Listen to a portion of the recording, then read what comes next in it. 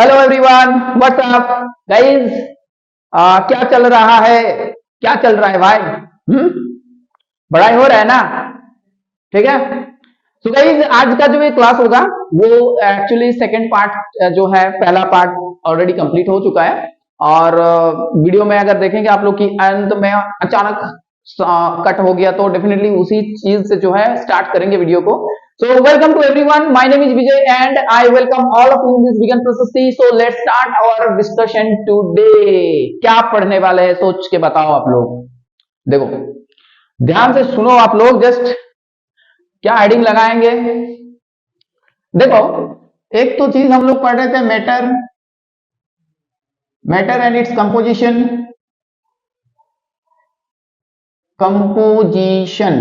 ठीक है, तो मैटर एंड कंपोजिशन में पहला वाला जो पार्ट था वहां पर मैक्सिमम चीजें हो गया था, जैसे कि मैटर क्या होता है, मैटर का कैरेक्टरिस्टिक क्या होता है, सॉलिड का कैरेक्टरिस्टिक क्या होता है, सॉलिड हो गया, फिर हो गया आपका गैस का कैरेक्टरिस्टिक क्या होता है, लिक्विड का क्या होता है, जैसे कहां पर डेफिनेट वॉल्यूम, मास, ये सब रहता है। मास तो सब में डेफिनेट था। वॉल्यूम कहाँ कहाँ डेफिनेट था?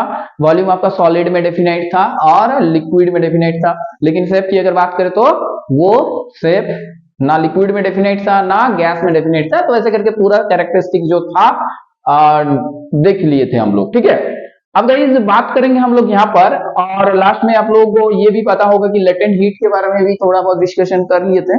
ठीक है, तो उसी चीज को मतलब वही उसी पॉइंट्स को फोकस करते हुए हम लोग आज का जो क्लास होगा वो डिस्कशन करेंगे। तो अपना पेन और पेपर जो है रेडी करते रहो, रेडी करके रखे होंगे आप लोग।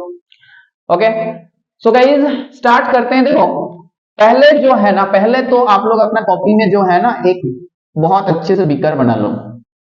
ठीक है, एक बहुत अच्छे से बीकर बना लो और उस बीकर में क्या लेना है, थोड़ा बहुत लिक्विड लेना है। और सबका प्यारा लिक्विड, मतलब सबसे प्यारा लिक्विड जो है हम लोग का वाटर ले लो, थोड़ा पानी ले लो। अब क्या होता है कि ये जो वाटर है यहाँ पर ये लिक्विड है कि नहीं? लिक्विड, वाटर लिक्विड है। अब ये लिक्विड फॉर्म में क्यों है? क्योंकि जो वाटर मॉलिक्यूल है वो एक दूसरे में कनेक्टेड है, बॉन्डिंग है, दोनों में मॉलिक्यूल्स के बीच में इंटरेक्शन है, इसी वजह से वो लोग फोर्स ऑफ अट्रैक्शन में लिक्विड फॉर्म में एग्जिस्ट कर रहे हैं। ओके सर, यहां तक तो बात समझ में आ गया है। अब आगे क्या बोलने वाले हैं हम, देखो क्या होता है कि जो यहां पर देखना होगा, ये जो मॉलिक्यूल्स है, ये सब मॉलिक्यूल्स जो है वो, और यहाँ जो मॉलिक्यूल्स है, दो टाइप का मॉलिक्यूल्स के बारे में आप लोगों को थोड़ा कॉन्सेप्ट बता देते हैं। देखो गाइस क्या है कि ये जो मॉलिक्यूल्स है, ये सब मॉलिक्यूल को बोला जाता है बल्क मॉलिक्यूल। क्या बोला जाता है? Bulk molecule. और यहां पर ऊपर में रहने वाला मॉलिक्यूल्स को बोला जाता है सरफेस मॉलिक्यूल। Surface molecule. ठीक है, तो ये क्यों बता रहे हैं हम?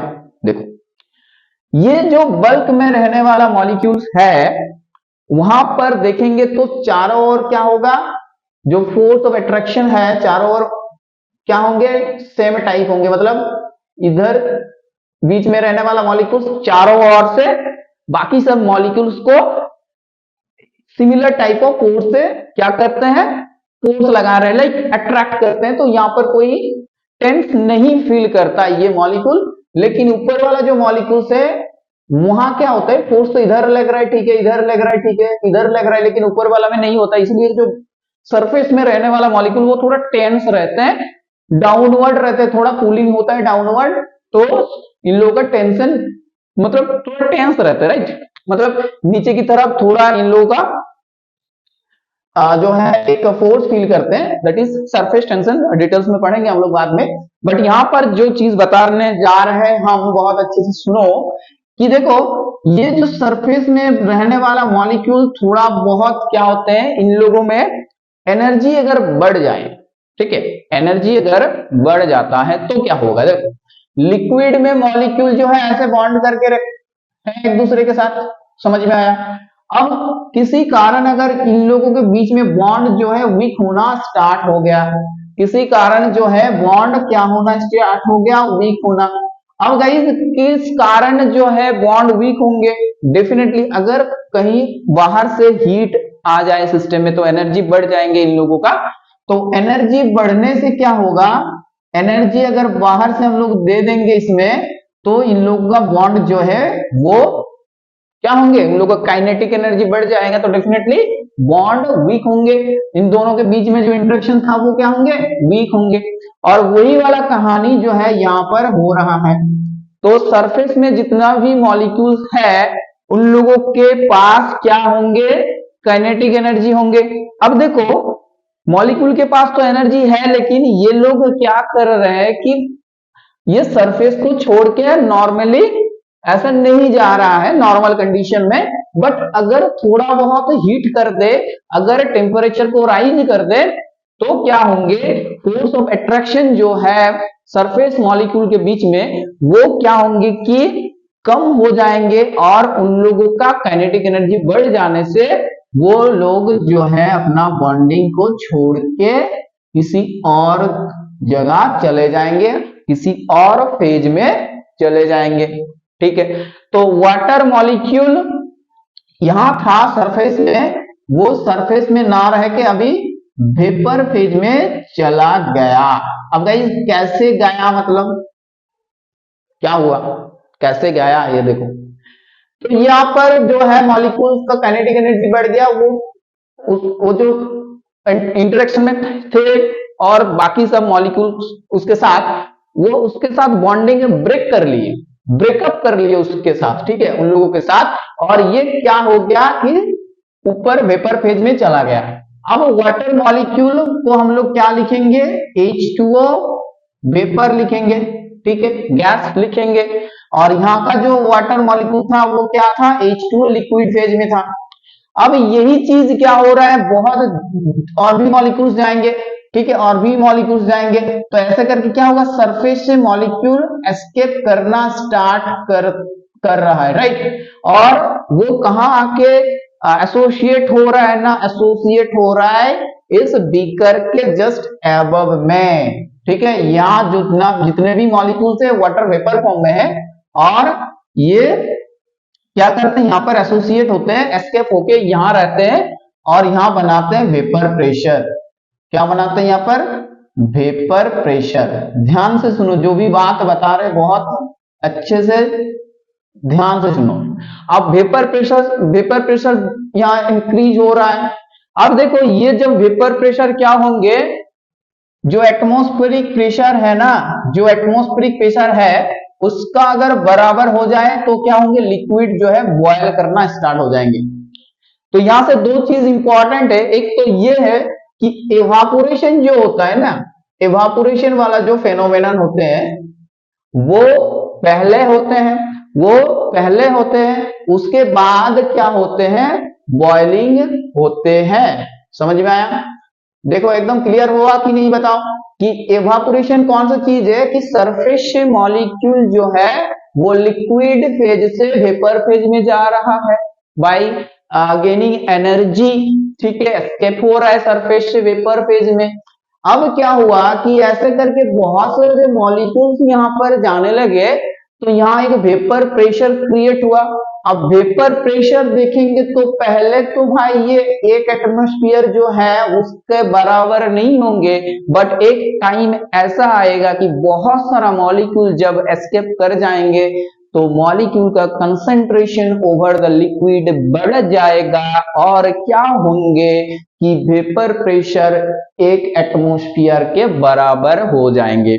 ओके, जब एटमॉस्फेयर प्रेशर एक एटमॉस्फेयर प्रेशर के बराबर हो गया तो क्या होंगे भाई कि ये लोग भी जो है मॉलिक्यूल जो है यहाँ का बल्क का और सरफेस का दोनों एस्केप कर देंगे, ठीक है, पूरा बॉयल कर जाएगा सिस्टम।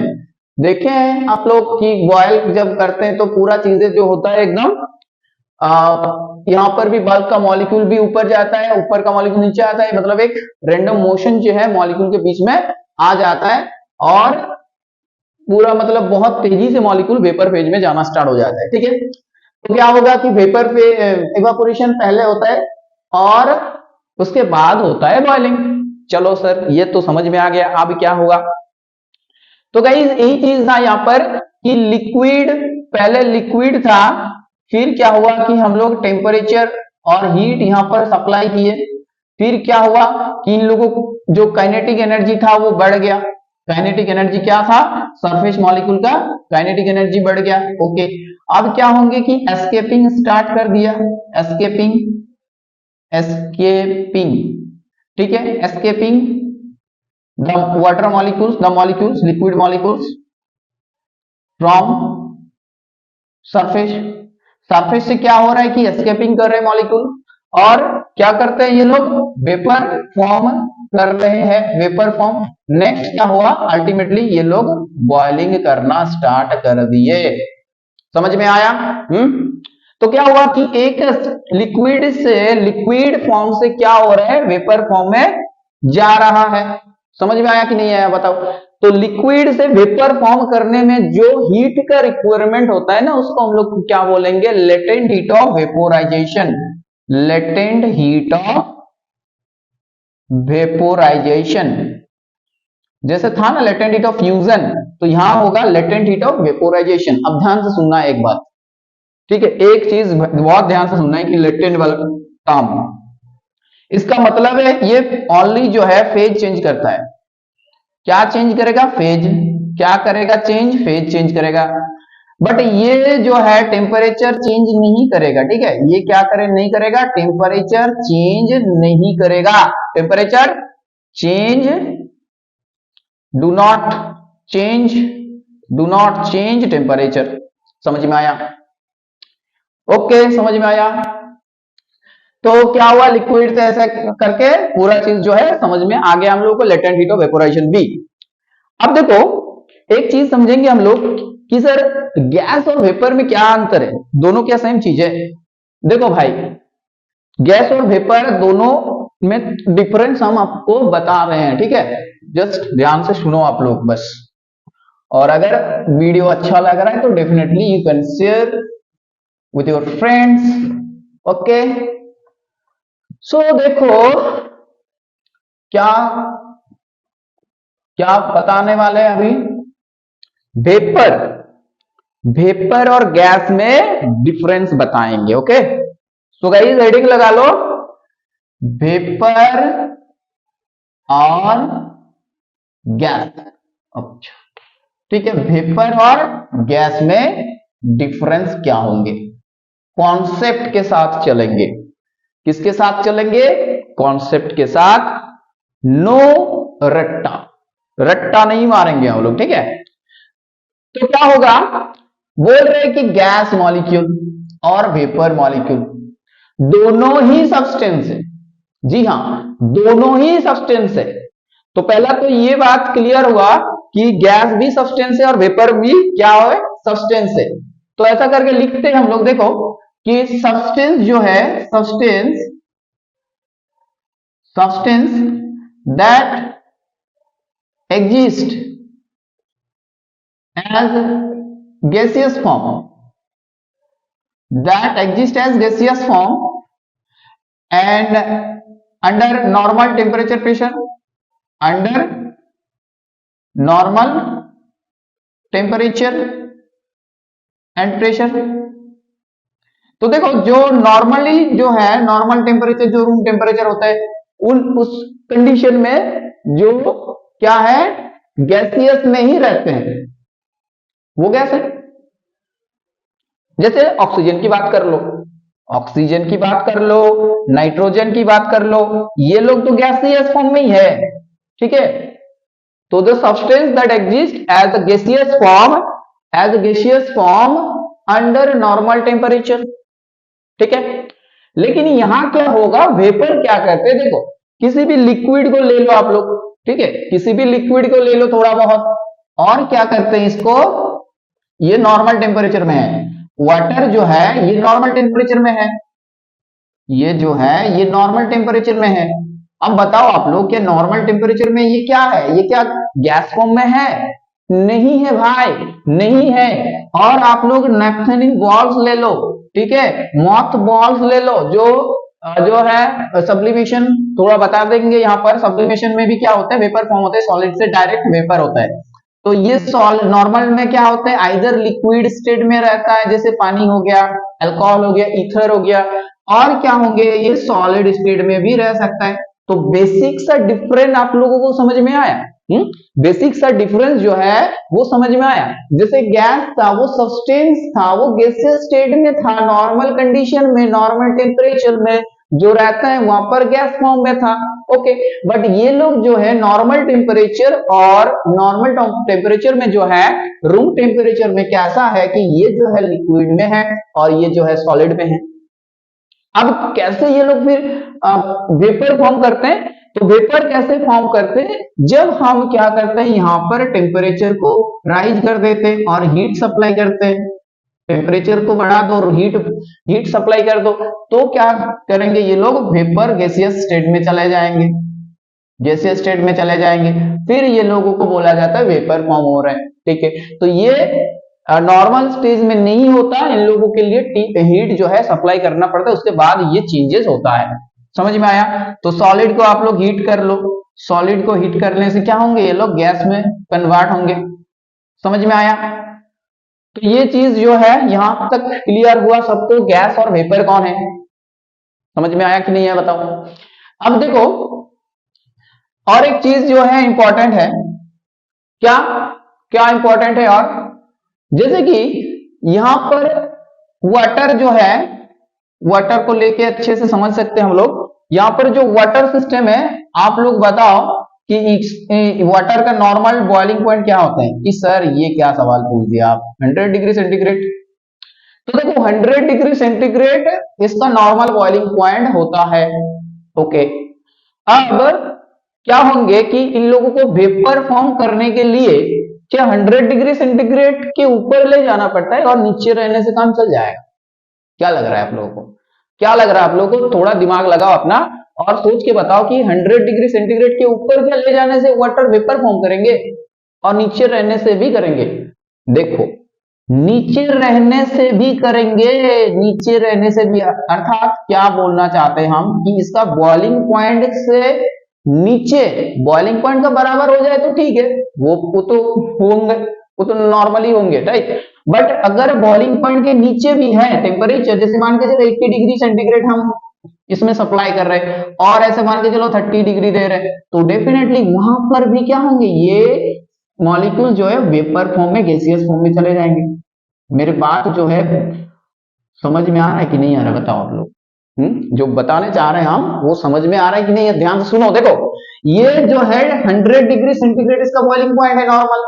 अब उससे नीचे अगर बॉइलिंग पॉइंट के नीचे अगर टेम्परेचर देंगे तो वहां पर मॉलिक्यूल्स वेपर फेज में चले जा रहे हैं। तो ये चीज होता है वेपर में, कि वेपर में टेम्परेचर जो होता है वो बॉइलिंग पॉइंट का इक्वल हो सकता है और नीचे हो सकता है। नीचे होने से भी वो वेपर फॉर्म में जाएंगे, नीचे होने से भी वेपर फॉर्म में जाएंगे। समझ में आया? दोबारा देखना, अगर नहीं समझ में आया बैक करो, फॉरवर्ड और बैकवर्ड वाला कॉन्सेप्ट लगा लो, ठीक है। चलो, और यहां देखो और एक चीज देखो, ऑक्सीजन का अगर बात मान के चले हम लोग, तो बॉइलिंग पॉइंट क्या होता है भाई, -183 डिग्री सेंटीग्रेड। अब देखो ये बॉइलिंग पॉइंट -183 डिग्री सेंटीग्रेड, मतलब क्या है कि लिक्विड जो ऑक्सीजन होते हैं, लिक्विड अगर ऑक्सीजन की बात करें हम लोग, ठीक है, लिक्विड ऑक्सीजन की बात करें, मान लो कि ये एक सिलेंडर है जहां पर लिक्विड ऑक्सीजन है, तो लिक्विड ऑक्सीजन का बॉइलिंग पॉइंट क्या है, इतना है। अब ये बॉइलिंग पॉइंट से वेपर में जाने के लिए, मतलब वेपर फेज में जाने के लिए, गैसियस फॉर्म में जाने के लिए क्या -183 डिग्री सेंटीग्रेड चाहिए, या इससे ऊपर चाहिए, या नीचे चाहिए? देखो एक चीज जो क्लियर है कि ये लोग जो है गैसियस फॉर्म में रहता है, कब गैसियस फॉर्म में कब रहता है, जब इससे ज्यादा रहते हैं। इससे ज्यादा रहते हैं ना, नॉर्मल देखो रूम टेम्परेचर कितना होता है हम लोगों का, 20-25 ऐसा डिग्री सेंटीग्रेड, ठीक है।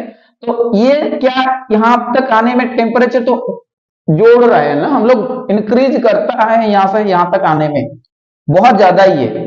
तो यहां पर जो है गैस फॉर्म में रहता है, मतलब गैसियस जो फेज की बात करते हैं हम लोग, वहां पर मॉलिक्यूल गैसियस फॉर्म में कब रहेंगे, जब ये बॉइलिंग पॉइंट से ज्यादा में रहेंगे, ज्यादा में रहेंगे, ठीक है, मोर।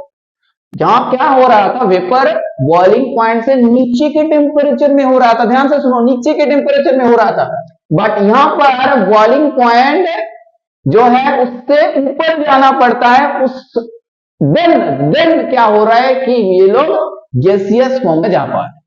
आई होप आप लोगों को समझ में आ गया है, आई होप आप लोगों को समझ में आ गया है कि यहां पर जो है बॉइलिंग पॉइंट जो है, टेम्परेचर बॉइलिंग पॉइंट का उससे आगे जाना होगा, उससे ज्यादा हम लोग को जो है टेम्परेचर में जाना होगा, then this substance converted into gas.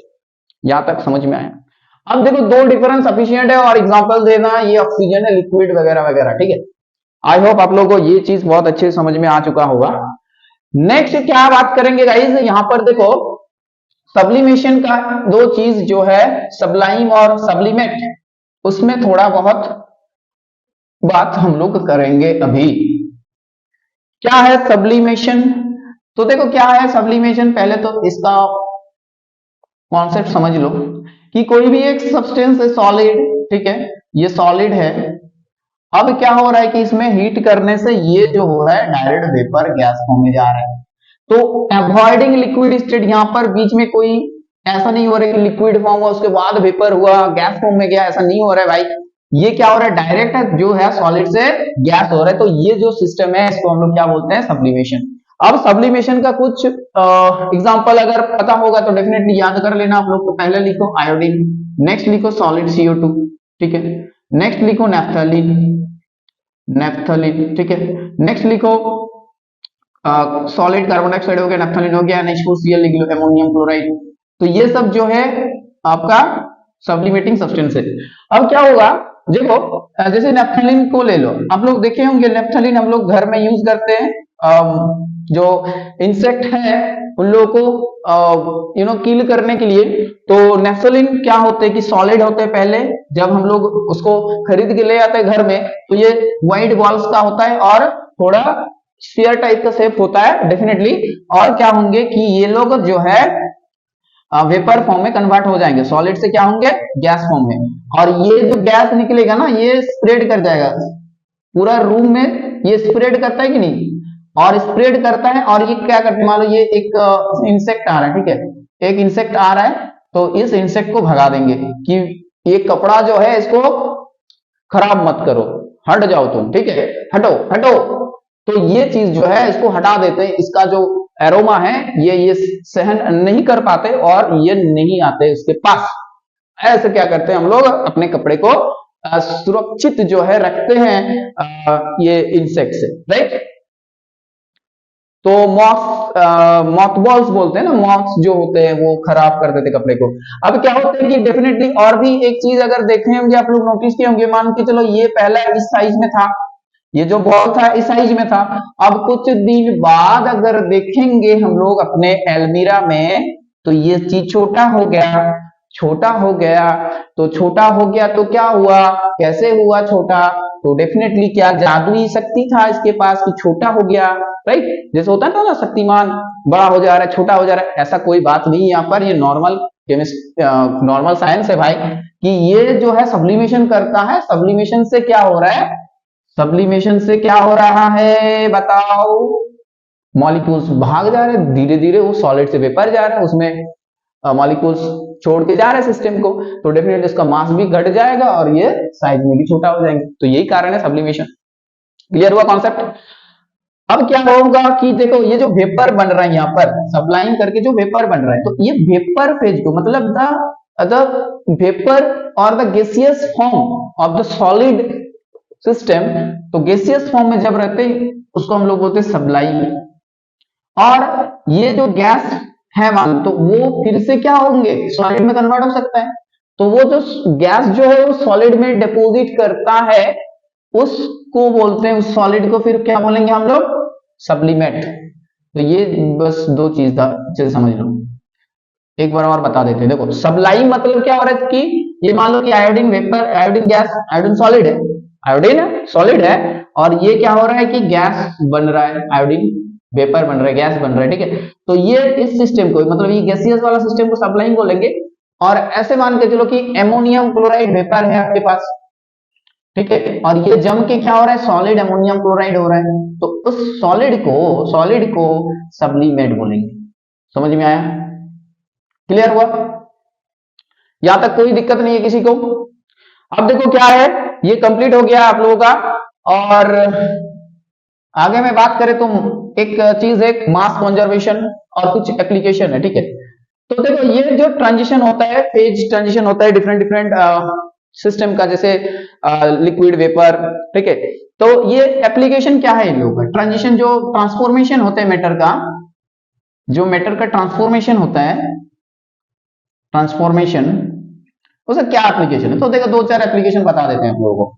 पहला तो ये बात है कि मान के चलो कि वाटर है और वाटर सिस्टम को हम लोग अगर वेपर फॉर्म कर दें, हीट करके वेपर फॉर्म कर दें, तो ये इसमें इतना जो एनर्जी होते हैं, इतना शक्ति होते हैं, क्या करते हैं ये टरबाइन को क्या करते हैं, वो वेपर घुमा सकते हैं। तो इसमें क्या होता है, इलेक्ट्रिसिटी डेवलप कर सकते हैं, इलेक्ट्रिसिटी जनरेट करते हैं, राइट। और ये वाटर को वेपर फॉर्म करने के लिए क्या होता है कि हीट का रिक्वायरमेंट जो होता है वो कोल से आता है।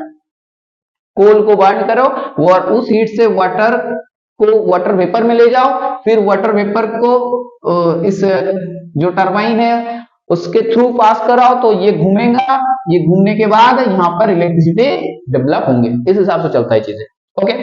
और क्या होता है कि देखो ट्रांसफॉर्मेशन की वजह से क्या होता है कि हम लोग गैस को एक लिक्विड फॉर्म में रखते हैं, जैसे ऑक्सीजन मान के चलो, ऑक्सीजन लिक्विड ऑक्सीजन स्टेट ऐसा नॉर्मली हम लोग सिलेंडर में रखते हैं, तो उसको प्रेशराइज करके उसका फेज को चेंज करके ये कंटेनर में रखा जाता है।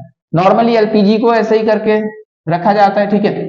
तो ये ट्रांसफॉर्मेशन अगर नहीं होता तो क्या संभव होता है, ऑक्सीजन को एक छोटे से सिलेंडर में कैद करना मुश्किल होता, ठीक है। तो एलपीजी को भी देख लो आप लोग। और क्या है कि थर्ड वाला जो चीज है वो सब्लिमेशन, मॉथ बॉल से कैसे हम लोग अपना जो क्लॉथ्स को प्रोटेक्ट करते हैं, तो यहाँ पर भी ट्रांसफॉर्मेशन हो रहा है सॉलिड से वेपर। तो ये था एप्लीकेशन, अगर आए एग्जाम में तो ऐसा लिख के हम लोग आ सकते हैं। देखो गाइस और क्या है, लास्ट पार्ट में कुछ मैथ्स करेंगे, अगर यहाँ पर नहीं हुआ तो डेफिनेटली नेक्स्ट वीडियो में वो सारा मैथ्स जो है बात करेंगे। तो मास कंजर्वेशन क्या बोलते हैं, मास कंजर्वेशन में बोलता है क्या कि मान के चलो एक केमिकल रिएक्शन हो रहा है A प्लस बी से C प्लस डी, तो जो इन्वॉल्व होते हैं रिएक्शन में उसको रिएक्टेंट बोलते हैं, ठीक है, रिएक्टेंट बोलते हैं, और जो फॉर्म करते हैं उसको बोलते हैं प्रोडक्ट। तो मास कंजर्वेशन का लॉ जो है ये बता रहा है कि during a chemical reaction mass neither be created nor be destroyed. तो यहाँ का मतलब है कि ए और बी का मिलके जो मास होगा वो सी और डी का जो मिलके मास होगा वो दोनों बराबर है। अर्थात इसका मतलब ये है कि मास ऑफ द रिएक्टेंट बराबर में होगा मास ऑफ द प्रोडक्ट, ठीक है। एक एग्जांपल लेते हैं, देखो जैसे मान के चलो कि कैल्शियम कार्बोनेट है और ये हीट करने से क्या होगा, ये सॉलिड कैल्शियम कार्बोनेट आपका होगा CO2 गैस और कैल्शियम ऑक्साइड। तो आप लोग देख सकते हो कि इसका मास अगर 100 ग्राम आ रहा है, ठीक है, इसका मास अगर 100 ग्राम आ रहा है, तो इन दोनों का मिला के मान लो इसका x और इसका y आया, तो दोनों को अगर देखेंगे कैलकुलेट करेंगे मास, तो ये 100 ग्राम ही आएंगे। तो इसके रिगार्डिंग बहुत सारा सॉल्व करेंगे हम लोग मैथ, तो उसके लिए एक नेक्स्ट वीडियो लाएंगे यहाँ पर पार्ट 3 का, और ये रहेगा पार्ट 2। सो गाइज ये जो है सबके साथ ये शेयर करना है आप लोगों को जो भी इस वीडियो को अंत तक देखे। And thank you to all of you कि पूरा एकदम स्टार्ट से अंत तक आप लोग इसमें बने रहे, ठीक है। तो गाइज रखते हैं आज, और thanks to all of you and take care all of you, bye. बहुत अच्छे से मन से दिल से एकदम मेहनत से अपना पढ़ाई जो है करते रहो, ओके। और कमेंट करो आप लोग अगर कोई दिक्कत हो रहा है यहाँ पर किसी भी चीज में समझने के लिए, कोई भी अगर दिक्कत का सामना करना पड़ा आप लोगों को, तो definitely you can mention in the comment section. ये पूरा कोशिश रहेंगे मेरे तरफ से कि पूरा जो है चीजों को एक्सप्लेन किया जाए, समझाया जाए, ठीक है। So take care all of you, bye, मिलते हैं नेक्स्ट वीडियो में, ओके बाय।